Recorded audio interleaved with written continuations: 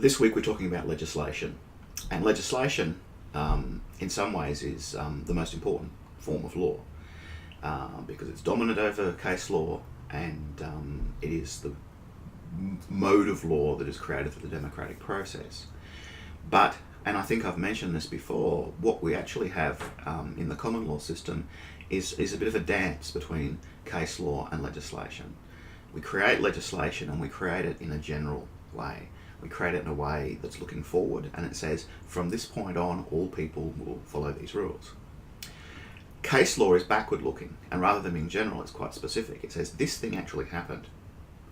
What do we do about it? Because the rules aren't clear. And of course, if the rules are clear, it never gets to court, so you don't have, it's the unusual thing that to think about for cases in the first case. It's only a very unusual number of things that actually get to court. But it's then a matter of looking at the specifics and looking at the exceptions and looking at the gaps and ambiguities in the legislation. And that in turn becomes impetus for creation of new legislation if the government's not happy with the way the courts are interpreting the law. So we see a dance, a sort of a rhythm that goes back and forth between case law and legislation. So this week's all about finding legislation, understanding legislation. Same rules apply as usual. Get in, get your hands dirty, have a look, find an act that you think's interesting. Get lost. Try and find sections that are relevant. Try and find your way through it. A few of you are interested in it, I know, from your portfolios in intellectual property law.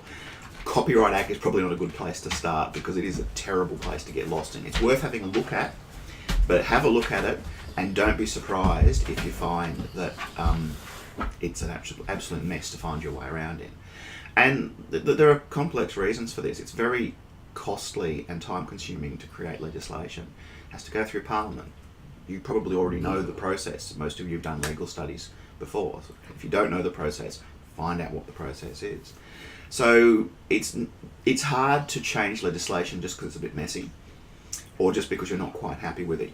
It's an extremely costly, time-consuming exercise. So as a result, our legislation is sprawling. When we do change it, we don't tend to go back and reintroduce the whole thing and tidy it up, because that's difficult to do. We patch on bits. So we start off with sections 1 to 10, and then we add section 2, A and B, and then we add section 2, A little 1, B little 2, and we get this incredibly kind of lopsided structure as we go.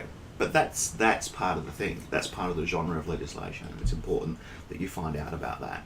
And often looking into an act is a bit like archaeology. You've got to start digging, and you've got to look at when amendments were brought in and to understand why the changes were and what that meant for the flow of the law. Fortunately these days all the legislation is online, so it gets updated automatically.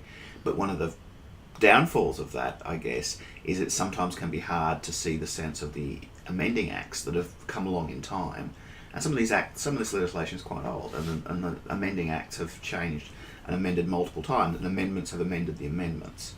So again, I don't want to scare you off this. This is actually part of the the perverse pleasure of law, is getting into this stuff and finding out and understanding and moving beyond the person you were when you start studying law, where you go, this is unfair, why don't we do something about it, to actually looking at how law works and going, okay, this is why we don't do something about it. Let's look at an issue like bullying. Why don't we pass a law to stop bullying? How do we do that?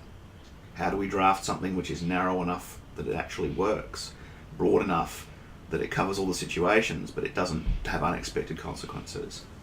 So again, immerse yourself in this stuff. It's not a matter of what's the minimum I can do to get by this week. If you take that attitude, this is not the right degree to study, because you need to take initiative, you need to think about your own development, and you need to actually start thinking about developing those skills. We also do a little bit on commentary this week and articles, mainly around citation. Of course, journal articles are going to be a major important source of information for you, journal articles and textbooks. And it's important with these and everything else that you know how to access them, you know how to use them, and you know how to cite them correctly using the Australian Guide to Legal Citation.